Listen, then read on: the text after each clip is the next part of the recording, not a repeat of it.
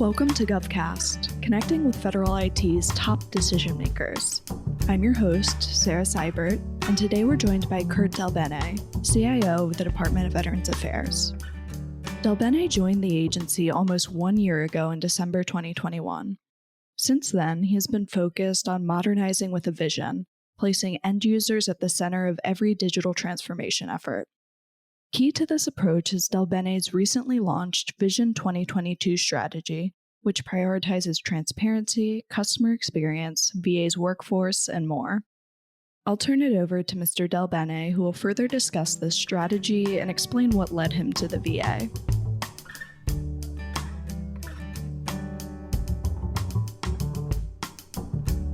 Thank you so much for joining me today.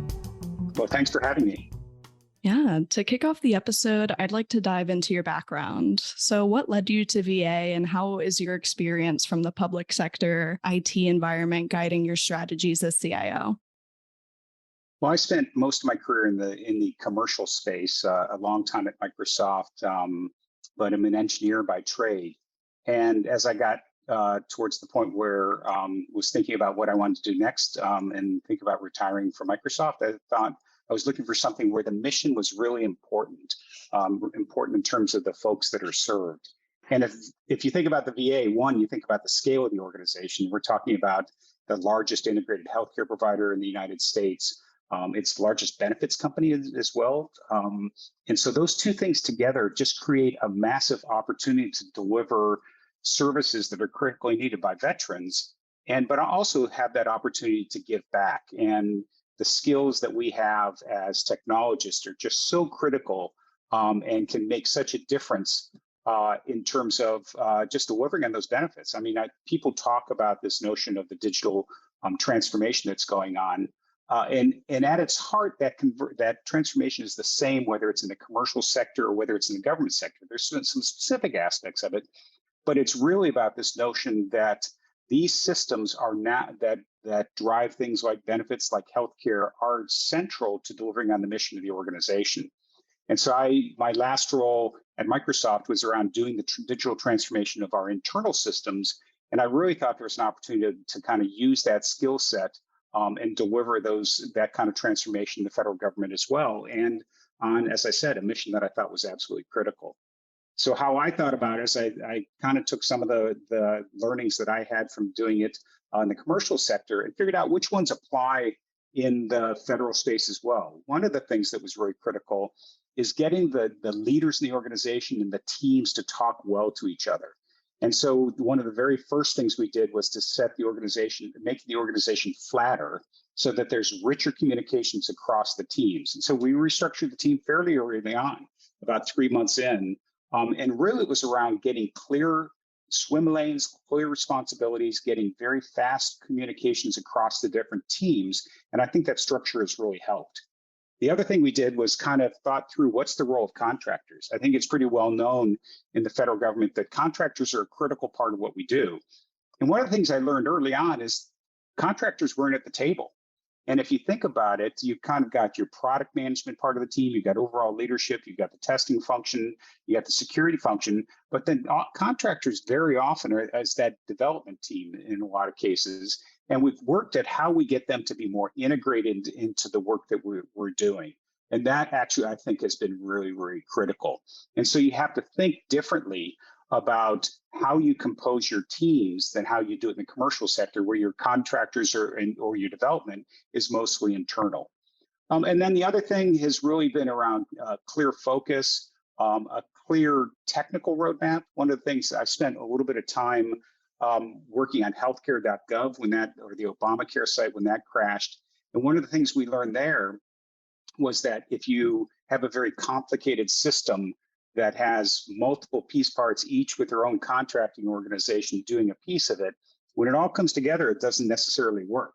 And it didn't in that case. And so that really gets to this question of how do you create unified teams? How do you get clarity of mission? How do you get metrics that are measuring success in a comprehensive way? How do you create dashboards that really say, this is how things are going? What are your goals in terms of improving those key metrics in the organization? These are all things that we learn in the commercial sector and become more important with digital transformation and the centrality of these systems. And so it's been very energizing to kind of take those learnings and adapt them to what works well in an enormous organization the size of the VA. And then the final thing I'd say is just so impressed with the sense of purpose and mission that the team has as well. We are about 50% veterans in my organization, our organization, and it shows because these are people who similarly want to give back of the skills that they've learned on such an important mission and their fellow teammates when they're in active service. And of course, their caregivers, their survivors, and their families. Right, that makes a lot of sense. The key trend I was picking up on is transparency. And I'm sure with an organization, it's 400,000 employees, if my last stat is correct. I'm sure that's even more important as you integrate modernization into the equation. It really is. The thing that you find is that, we have a lot of masters. We have a lot of people who, there are operational directives that come from from Congress, they come from the agency or the overall administration, lots of different stakeholders. And to your point about clarity, sifting through that and finding the absolute highest priority thing to be doing and kind of stack ordering those things. I think people on my team would kind of say that I'm pretty obsessive and passionate about listing things in order of priority and having it be okay for the things that are further down the priority list to not get done, because we're focused on those most critical things at the top. Right. Yeah. And I'm sure core to that is your new strategy. You recently announced your Vision 2022 strategy. Could you explain this and discuss how it will transform VA IT's modernization approach? Sure. And it's really it's kind of a vision for a vision, if you will. It has four components, and it comes from this notion that when I stepped back and spent the first few months kind of looking at the complexity of the organization, all the things going on, there were a few things that I thought, not in terms of projects that we needed to work on, but rather what are the kind of guiding lights that we need to be really focused on to get the organization into a place of true excellence in terms of delivering on their mission. And the first one is really about being vision driven. This has been something I've been passionate about throughout my career. You need to define what you think the vision is for the area, articulated in terms of delivering on the needs of the stakeholders or the end consumers of the service. And from there, you need to connect that to a 2 to 3 year roadmap of what you want to deliver in a priority order of those things. And you need to connect it to resourcing as well. And so those three things come together into kind of a game plan. And then you go out to your stakeholders and you say, you can first go to them and say, what's your vision for what you're trying to do to deliver, for instance, VHA, delivering healthcare. But if they don't have it articulated the way you think you need it, I think it's fine to go out and have a straw man and say, from what we've heard, from the work we're doing for you, this is what we think your vision looks like. Now work with us to kind of have a shared vision here, and then we'll define a roadmap that connects to that, and we'll figure out the resourcing. And again, we'll be very prioritized in that resourcing. So again, the first thing is around vision-driven execution and having that be the anchor point or the North Star of how we work. The second thing is around operational excellence. And again, when you get to an organization the size and the complexity of the VA, almost 1,000 systems. And you really do have to step back and say, how are we going to get to operational excellence in all of those systems? So it comes down to we've started an effort, which again is historically I've had these organizations that have led around engineering excellence and also security excellence, because those two go hand in hand. The notion of engineering excellence is you look at how you build software today, you figure out what's the most effective way to build it moving forward, and how are we missing the mark, for instance, in our approaches to agile development. Where are we finding gaps? Where are we finding that we have incidents that crop up? And what does it say about our processes? For instance, what percentage of your outages are caused by unforced errors? How many of them are silly things like certificates expiring, and whether you had a notice to that? How much of your problems are caught by telemetry? These are all things we do in the commercial space to get super, super rigorous around how we execute. And it becomes a cycle. You do it as kind of the rinse, lather, and repeat. You figure out a problem you have, you fix it, you turn around the crank again, and you see if you solve the problem. And then security excellence, I really am very passionate about. I tell the team, you don't get to do new features until the features that you are running and the systems that you're running are secure. And we've really focused there around zero trust, because I think it's a great enveloping and overall strategy for how to think about security. And from there, again, if that's your vision, you've got this set of things you're driving in the near term. And then I think that all ties into resource allocation, where if you know what you're trying to accomplish, what you're trying to accomplish in the near term, where the gaps are in your capabilities, then you know that's where your resource allocation has to be. The third thing is around creating a delightful end user experience. And this is a recognition that the expectations of how end users want to interact with the government is very similar, or ought to be similar, to how they interact with service providers in the commercial world.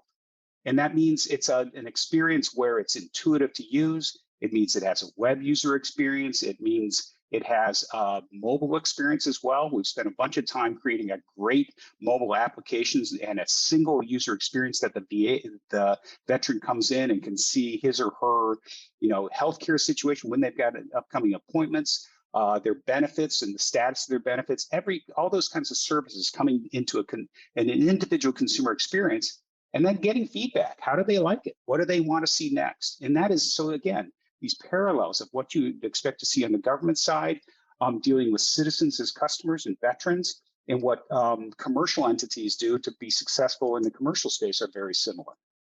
And then the fourth piece around the vision is really just people excellence.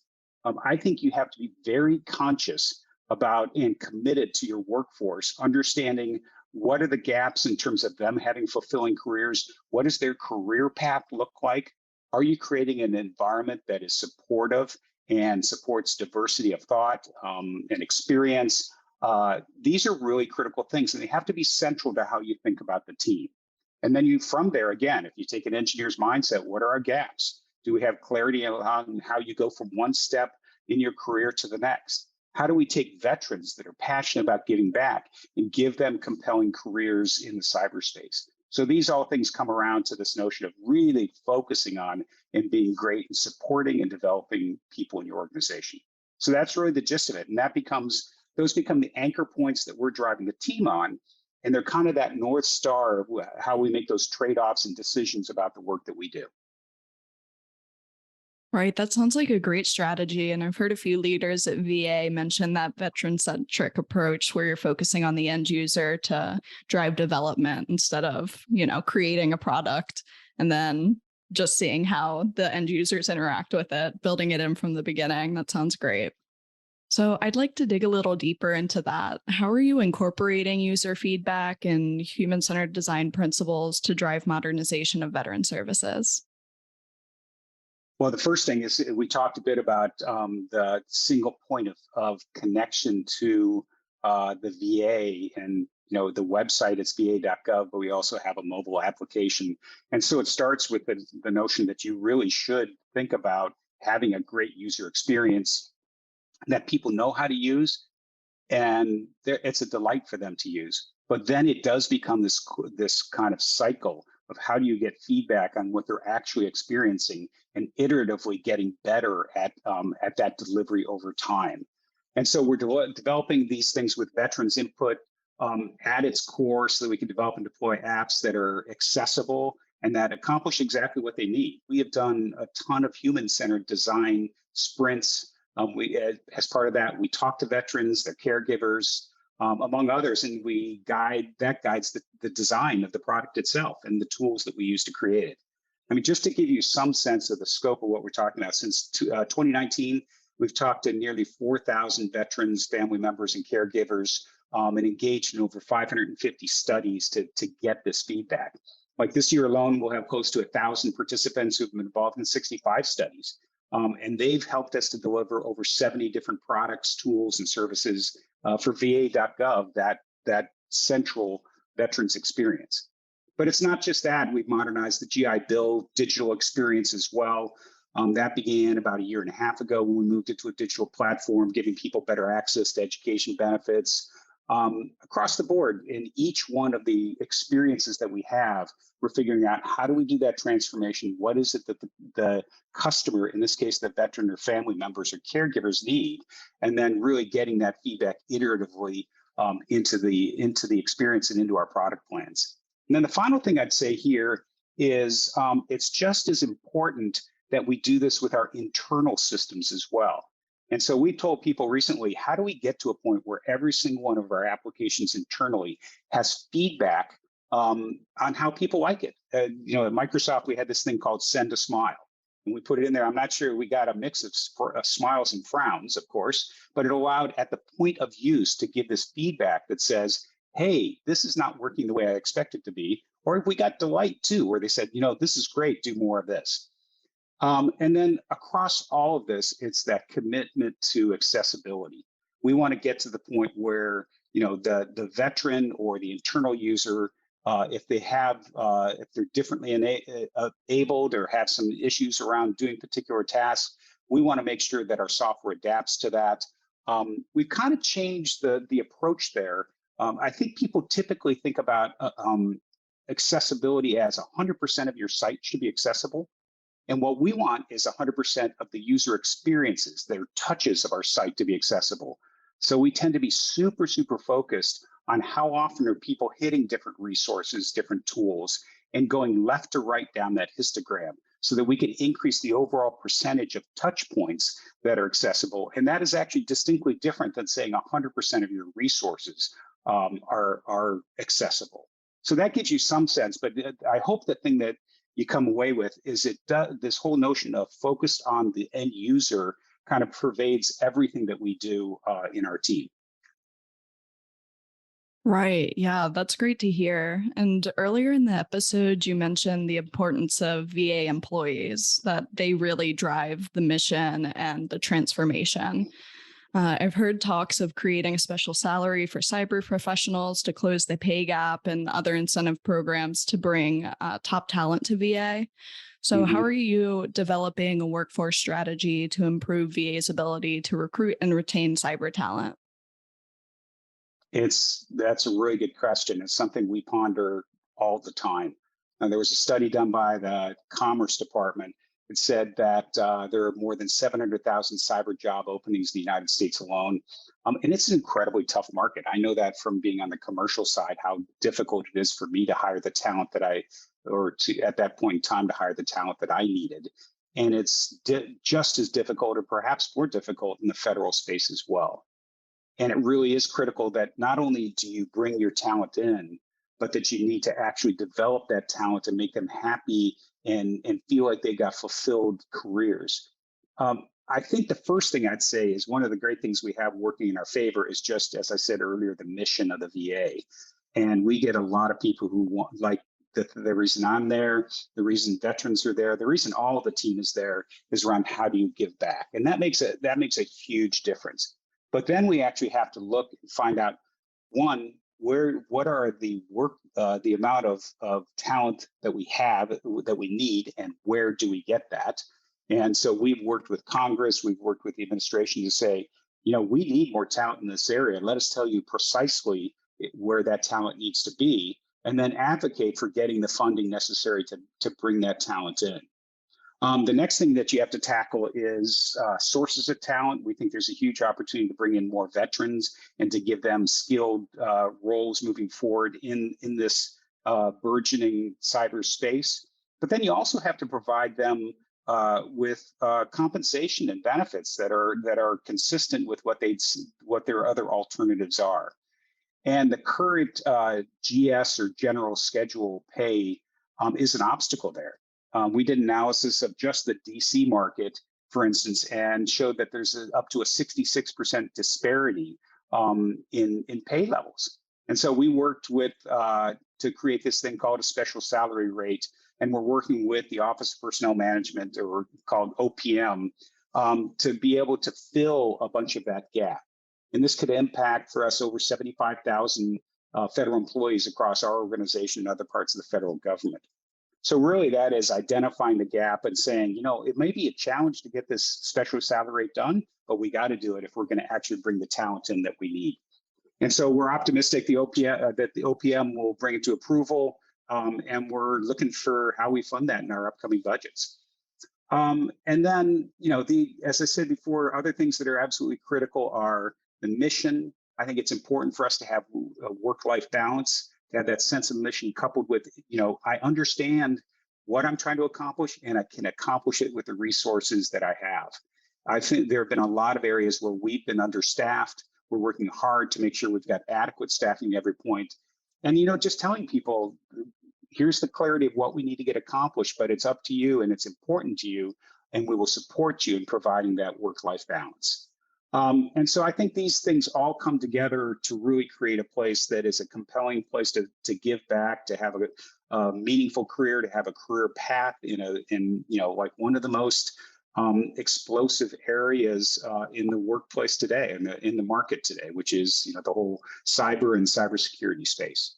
So I'm pretty bullish overall, but it's a lot of work. It's something we do every day, kind of identifying the gaps and figuring out how we're going to close them. Yeah, that's really exciting, though. There's a lot of new progress around that space. So earlier you mentioned creating a flat organization where you can see across all functions of VA. What goes into breaking down silos across VA's administrations to take a unified approach to modernization and cybersecurity? It's a really good question. I mean, modernization is such a broad term, and you can't have modernization for its own sake. Um, Although, if one of the inputs that we have is some of the systems at the VA are very, very old. And we've got to prioritize fixing them. And you've really got to figure out how is it you motivate the need to fix those particular systems? Because if they're operating well, or they appear to be, then they're not going to, it's going to be the squeaky wheel that gets the grease. And for us in particular, once you have this sense of engineering excellence, you really can pinpoint where are the places you have troubles, where are they actually contributing to a problem and delivering on the mission of different organizations. I do think it comes down to how do you get the stakeholders involved then in understanding here's where we are today and here's where we're moving to in the future. And therefore, this is the prioritization of all of the work that needs to get done. So it is this notion of digital transformation, but connected to a sense of shared vision with your stakeholders. And it's different from, there's this phrase in IT called, I want to partner with the business. And I just never knew what that meant because, if you're a busy person delivering healthcare, I think the last thing you want is somebody coming to you and saying, I want to partner with you. If you instead come to them and say, this is what I think your goals are, this is how software, I think, can enable us to do better at delivering on your stakeholders and your customers or veterans in our case, or their families and caregivers, then I think that's a compelling argument. I think that's where you get their engagement. So it is about taking these central systems, understanding what they need to do next, and from there, not just engineering the kind of trajectory of features, but also figuring out how do we get them to be highly resilient systems. Like, so if I take our electronic healthcare record system or our veterans benefits management system, if these things go down, it is tens and hundreds of thousands of people that are impacted. And then the end users are impacted as well.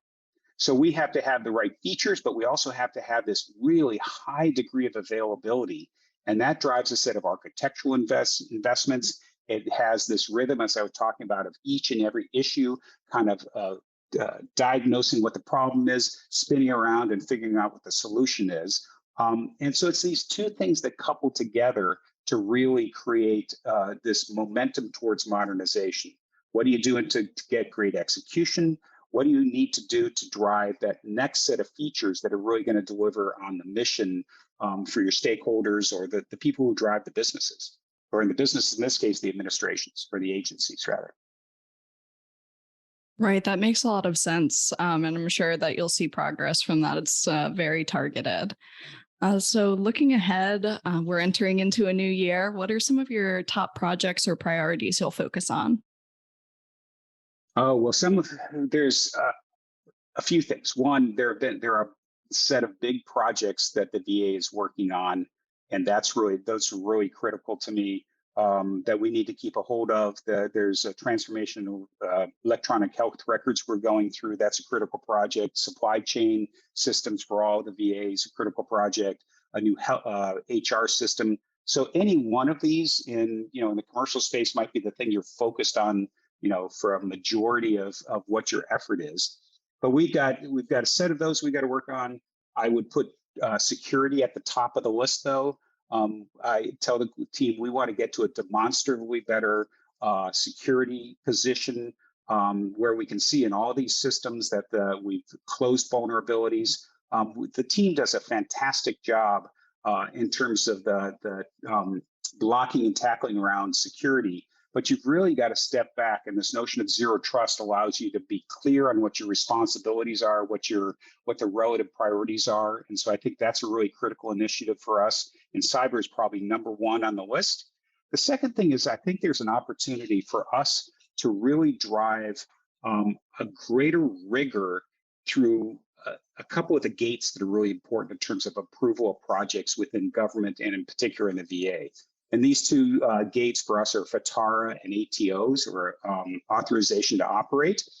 And what they do collectively is before you spend the money, you've got to go through, if it's an IT system, you've got to go through FATARA review. So there's your opportunity to not start things unless there's a clear path to what you're going to use the money for. And then you can also set up a review process of how you come back, because these things come back again and again, like for optional years on the contract, et cetera.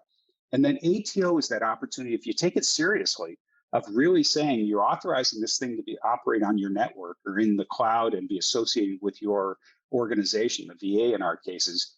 This is your place to say, if we're going to be rigorous about this, and here are the requirements that we are going to enforce if you're going to operate on the network or you're going to operate as part of the VA. And I think that's been a missed opportunity to bring everything into a single gating process and really put some teeth behind it. And so we're super focused on the two of those as well. But it's a lot of work and a lot of irons in the fire, but a huge opportunity to serve veterans better. Yeah, you certainly have a lot on your plate, and I wish you luck. I know you have a great team backing these efforts. Well, thank you so much for joining me today. It was an honor to have you on the show, and I can't wait to watch how you'll transform the VA. Well, thanks. It's an incredibly exciting space. It's a fantastic team, and stay tuned for great things to come from them in the future. Thank you. Yeah, I certainly will.